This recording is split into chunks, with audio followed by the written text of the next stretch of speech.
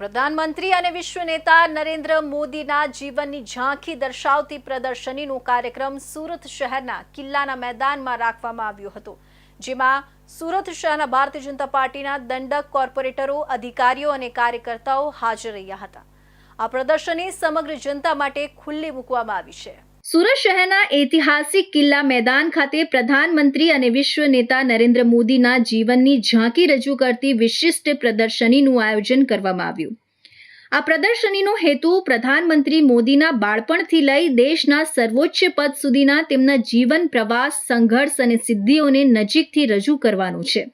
આ કાર્યક્રમમાં સુરત શહેરના ભારતીય જનતા પાર્ટીના દંડક કોર્પોરેટરો, અધિકારીઓ અને અનેક કાર્યકર્તાઓ મોટી સંખ્યામાં ઉપસ્થિત રહ્યા હતા। પ્રદર્શનીમાં મોદીના બાળપણના દુર્લભ ફોટોગ્રાફ્સ, તેમના સંગઠન જીવનના મહત્વના પડાવ, વડાપ્રધાન તરીકે લીધેલા ઐતિહાસિક નિર્ણયો તેમજ દેશ વિદેશમાં કરેલી મહત્વપૂર્ણ મુલાકાતોના ચિત્રો અને દસ્તાવેજો રજૂ કરાયા હતા। સંયોજકોના જણાવ્યા મુજબ પ્રદર્શની સર્વ સામાન્ય જનતા માટે મફત ખુલ્લી રાખવામાં આવી છે, જેથી શહેરના નાગરિકો અને યુવાનો પ્રધાનમંત્રી મોદીના પ્રેરણાદાયી જીવન પ્રવાસને નજીકથી જાણી શકે। વિદ્યાર્થીઓ માટે ખાસ માર્ગદર્શન સાથેના સત્રોનું પણ આયોજન કરવામાં આવ્યું છે, જેથી તેઓ દેશ સેવાના મૂલ્યોને આત્મસાત કરી શકે। આ પ્રદર્શની શહેરના કિલ્લા મેદાનમાં આગામી કેટલાક દિવસો સુધી ચાલશે।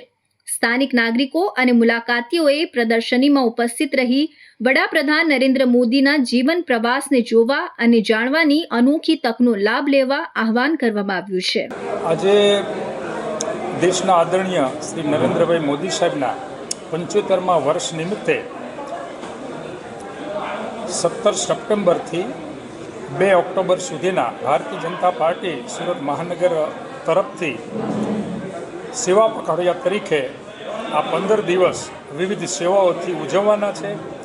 એના અંતર્ગત આજે ચોક બજારમાં ઐતિહાસિક કિલ્લાના મેદાનની અંદર જે કોર્પોરેશને બહુ રિનોવેટ કરી અને નવીકરણ કરી અને આ એક કિલ્લો અદ્ભુત રીતે સુરતને અર્પણ કર્યો છે। એમાં નરેન્દ્રભાઈના જીવન ચરિત્ર વિશે જે કંઈ સૂત્રો છે, જે કંઈ સ્ટ્રગલ કર્યું છે, નાનપણથી અત્યાર સુધીની એમની જીવન ચરિત્રની આ પ્રદર્શની ખુલ્લી મૂકવામાં આવી છે। કિલ્લા મેદાનમાં ચાલી રહેલી આ પ્રદર્શની નાગરિકો માટે પ્રેરણાનો સ્ત્રોત બની છે। મોદીના જીવનના અનોખા પ્રસંગો અહીં દર્શાવવામાં આવ્યા છે, જે યુવાનોને દેશના વિકાસમાં યોગદાન આપવા પ્રોત્સાહિત કરશે।